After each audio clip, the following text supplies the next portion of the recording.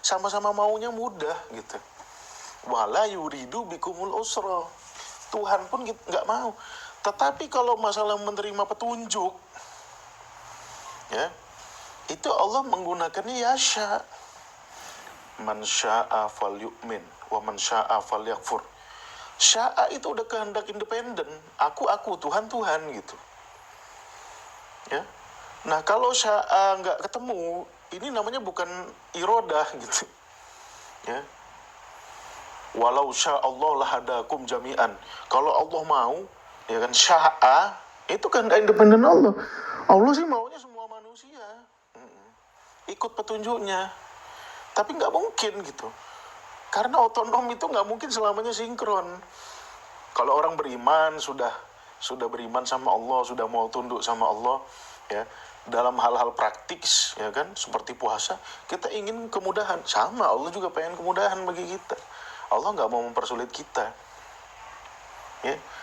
Nah, jadi inilah pentingnya kita memahami bahasa Arab. Apa bedanya aroda sama sya'a? Aroda sama sya'a itu artinya sama-sama mau. Sya'a mau, aroda mau. Sya'a berkehendak, aroda juga berkehendak. Tapi apa bedanya?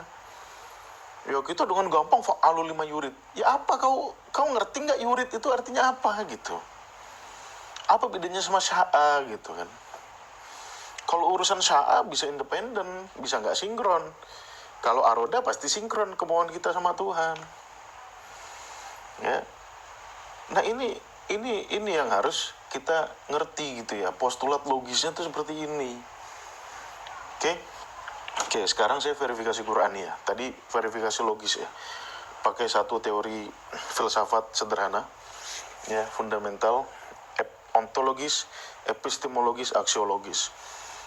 Aksiologis harus berdasarkan epistemologis harus berdasarkan ontologis. Itu baru reasonable gitu ya. Kalau enggak, bullshit. Oke. Sekarang verifikasi Quran. Allah ngatur manusia. Itu kan bentuk petunjuk ya. Itu kan bentuk petunjuk dari Allah. Bagaimana Allah menunjukkan manusia jalan yang benar, ya. Bagaimana Allah ngatur manusia, bagaimana kita berperilaku yang benar. Nah, petunjuk yang Allah berikan kepada manusia ini, ya, pada dasarnya, ya, agar manusia terlepas dari yang namanya ketakutan dan kesedihan. Ya. Intinya Allah tuh nggak mau kita sedih, Allah nggak mau kita takut. Oke, maka di surat Al-Baqarah ayat 38 Allah berfirman, ya, ketika pengusiran Adam, ini kan masalahnya fundamental. Adam diusir, manusia yang pertama kali bertransisi dari manusia purba menjadi manusia modern. Ya, belum bisa ngomong, baru bisa berpikir sederhana. Ya. Allah berfirman, fa imma kulnah bitu minha jami'an. Kata Allah. Ya. Fa imma ya'tiyannakum minni hudan. Kalau nanti petunjukku datang kepadamu, ya, famanittaba'a hudaya fala khaufun 'alaihim wa lahum yahzanun. Ya, faman tabi'a hudaya fala khaufun 'alaihim. Yang ikut petunjuk aku, kata Allah, kau tidak akan takut dan kau tidak akan sedih. Itu premis satu. Jadi bukan petunjuk yang Allah arahkan untuk manusia itu bukan suka-suka Allah gitu. Ya. Ada tujuan untuk manusia, ada tujuan ontologis, ya, untuk manusia. Agar apa? Agar manusia tidak takut, agar manusia tidak sedih. Nah, ketakutan dan kesedihan yang dirasakan oleh manusia, ini teman-teman harap mampu berpikir fundamental ya. Ya. Ketakutan dan kesedihan, ya, yang dialami oleh seluruh manusia, kapanpun itu. Ya, ini berakar dari karakter manusia yang apa? Yang bodoh dan zolim. Itu karakter dasar manusia tuh. Bodoh, ya, kita bodoh banyak nggak taunya, ya, dan kita zolim karena kita nggak tahu, kita salah tempat gitu, salah menempatkan segala sesuatu. Ya, contohnya zaman-zaman mitos, kita nggak tahu gimana hujan terjadi, bodoh kita, ilmu pengetahuan belum berkembang. Akhirnya apa? Kita zolim. Apa kita lakukan? Kita menarasikan mitos. Ya, oh enggak, ini ketika hujan ini artinya alam sedang menangis. Kalau alam masih mending, ada yang bilang Tuhan sedang menangis. Ya, kalau hujan campur petir, oh berarti Tuhan nangisnya kejer. Bayangin aja. Ya, kalau petir doang, oh berarti Zeus marah. Karena bodohnya kita nggak bisa menjelaskan bagaimana petir terjadi. Ya, bagaimana hujan terjadi, kita nyebarin mitos, kita rusak otak anak-anak kita gitu, otak penerus kita dengan mitos-mitos itu. Ya. Nah itu karakter manusia tuh, banyak nggak tahunya, ya, sehingga abad 15, ya, ketika di Eropa, ketika di Inggris, ya, banyak sekali perempuan-perempuan yang dituduh penyihir. Ya, mereka semua disikat habis. Ya, setelah ditelusuri lebih jauh, ternyata bukan mereka tuh nyihir gitu. Aktivitas perumahan mereka itu ternyata lebih profitable daripada orang-orang yang jualan di pasar, sehingga orang-orang nuduh perempuan kalau sendirian di rumah lagi begini-begini artinya dia nyihir. Dia harus dimusnahkan. Kepentingan bisnis. Ya kan? Ada berapa orang yang mengalami gangguan psikologis, tapi kita bilang oh ini kesurupan, ini perlu eksorsisme, ya, sehingga tidak jarang dari eksorsisme itu malah membunuh orang-orang itu gitu. Itulah kebodohan kita gitu sebagai manusia, ya kan? Seperti itu, ya, kita ngalamin paceklik panjang, ya kan? Kita mengartikan apa? Oh ini Tuhan berarti butuh tumbal. Ya, kita tumbalin anak-anak. Ya, manusia ketika itu numbalkan anak-anaknya gitu. Karena di dalam otaknya ketika paceklik, oh berarti Tuhan lagi ngamuk, marah, nggak mau memberikan hujan. Ya, akhirnya apa? Dikorbankanlah anak-anak mereka. Ya, ini sifat dasar manusia nih, karakter dasar manusia nih. Udah goblok, zolim gitu. Ya. Makanya di surat Al-Ahzab, ya, ayat 72, ya, Allah bilang insan ini dulunya tuh zoluman jahula, sudah bodoh, ya, karena kebodohan itu sering salah ngambil keputusan, sering salah berperilaku, salah ngambil sikap, ya. Nah artinya apa? Artinya ada sebab-sebab ontologis pada manusia, ya, secara umum, ya, yang membuat Allah itu menentukan hukum nggak suka-suka gitu. Makanya di surat Al-Baqarah ayat 213, ya, kanan nas ummatan wahidatan, manusia itu dulunya satu, ya, satu bentuk aja.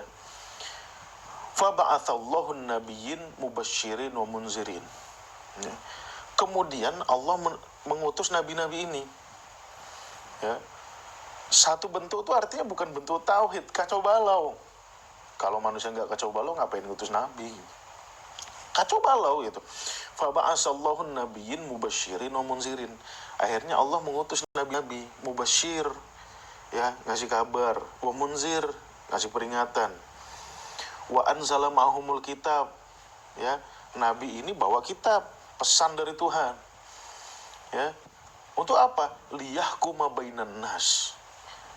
Ya, agar membuat hukum-hukum bagi manusia. Ya. Kenapa? Fi makhtalafu fi. Karena manusia itu ya saling bertentangan satu sama lain. Manusia itu nggak jago bikin hukum. Ya, nggak jago gitu. Kenapa? Karena otak manusia itu oportunis gitu. Opor sama tumis gitu. Nggak jago bikin hukum manusia itu. Ya.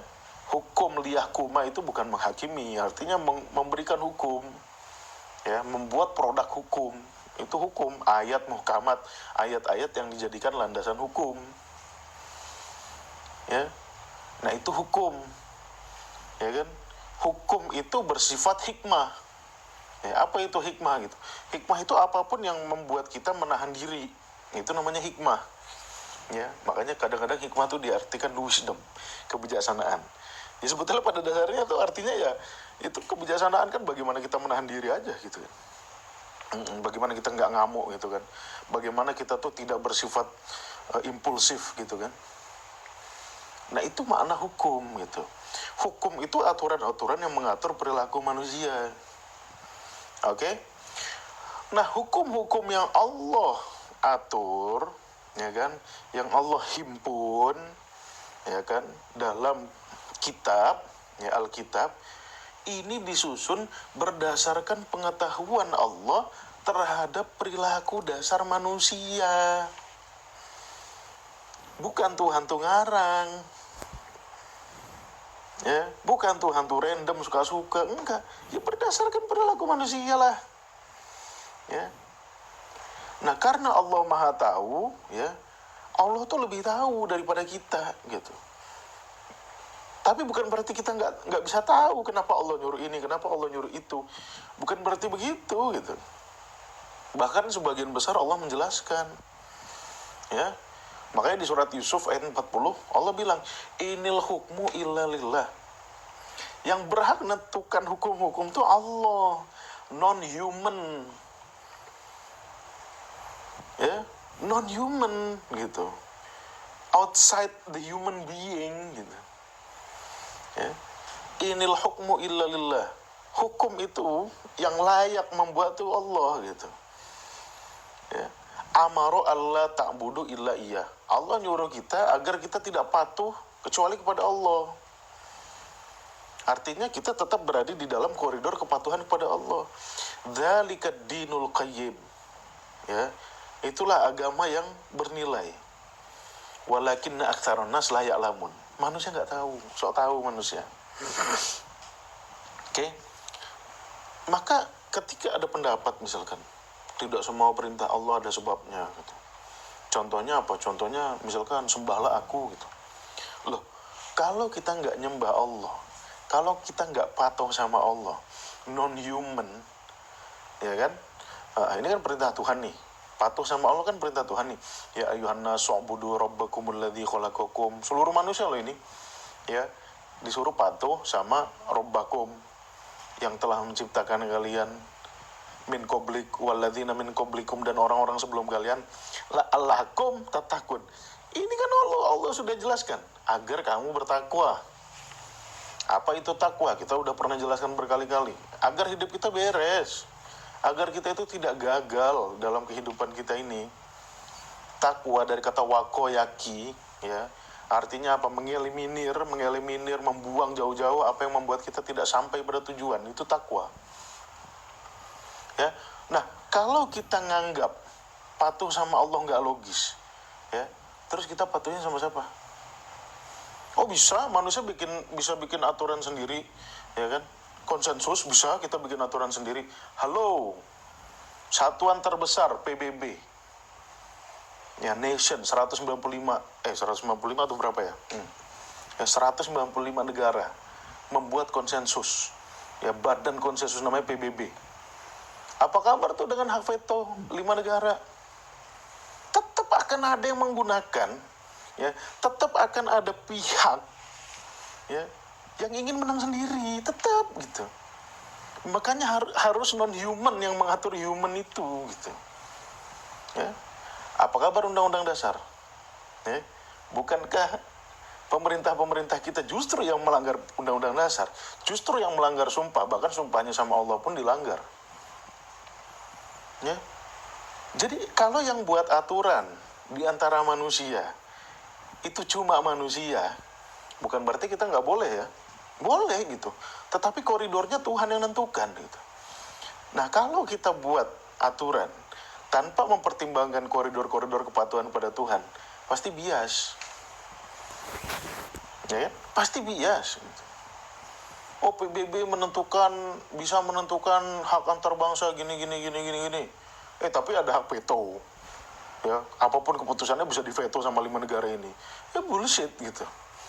Lihat siapa yang punya kepentingan, dia yang main di situ. Itulah hasil hukum konsensus manusia gitu. Ya, rasain loh gitu. Ya kan? Apa kabar undang-undang? Bisa dirubah sendiri kok. bisa ada perpu, bisa ada perpres, bisa diatur. Mahkamah Konstitusi pun bisa diatur, ya. Mana gitu loh. Itulah biasanya manusia kalau bikin hukum, ya kan. Let's say ada ulil amri, ya. Tapi kan Allah juga wanti-wanti, ya. Walaupun ada ulil amri, tetap Allah wanti-wanti gitu. Coba buka An-Nisa 58 59. Ya, bukan berarti kita nggak boleh bikin konsensus loh ya. Boleh gitu. Ya. Tapi lihat pesan Allah di An-Nisa 58 59. Innallah ya'murukum an tu'addul amanat ila ahliha. Ya, berikanlah amanah-amanah itu kepada pemiliknya. Ya, artinya yang bisa dong gitu kan. Wa idza hakamtum bainan nas, kalau kau buat hukum di antara manusia, antahkumu bil adli. Itu koridor kepatuhannya tuh. Ya.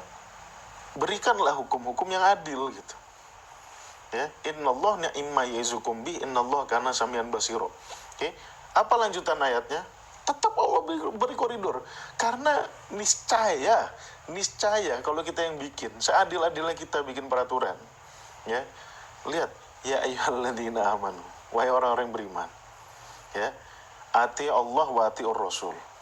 Taatlah kepada Allah, taatlah kepada Rasul dan ulil amri. Fa in tanaza'tum fi syai'in, Allah membuka peluang keniscayaan, pasti suatu saat kau akan berkelahi sama ulil amrimu gitu. Pasti gitu.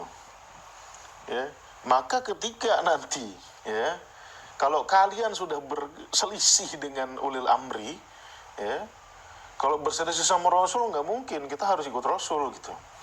Ya, farudduhu ilallah wa rasulihi, ilallah wa rasul, maka kembalikanlah perkara itu kepada Allah dan Rasul.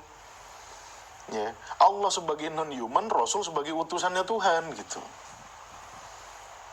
Ya, makanya saya pernah diskusi sama teman saya yang ada di UN, kerjanya di UN itu, United Nation. Ya. Wah, dia ngeluh, ini perang di Sudan begini-begini, yang mati lebih banyak daripada di Palestina. Ya kan? Terus saya bilang, ya apa PBB, resolusi nanti diveto lagi.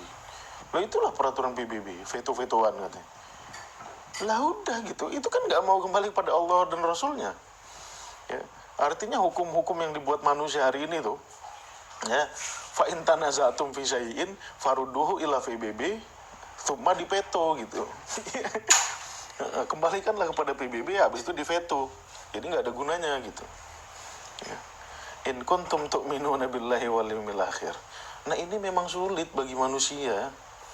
Ada yang nggak percaya Tuhan lah, ada yang percaya Tuhannya yang lain lah. Ya. Nggak percaya manusia bahwasanya konsensus semua itu nggak bisa berlaku universal gitu loh.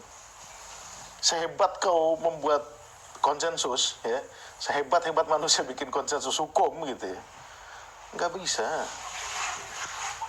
Ya let's say konsensus hukummu itu hebat, universal, the best, bada best, tetap ada oknum nanti gitu. Tetap ada oknumnya nanti gitu loh. Ya. Jadi apa ya? Semua hukum-hukum yang Allah atur tuh ya ada sebabnya gitu. Oke?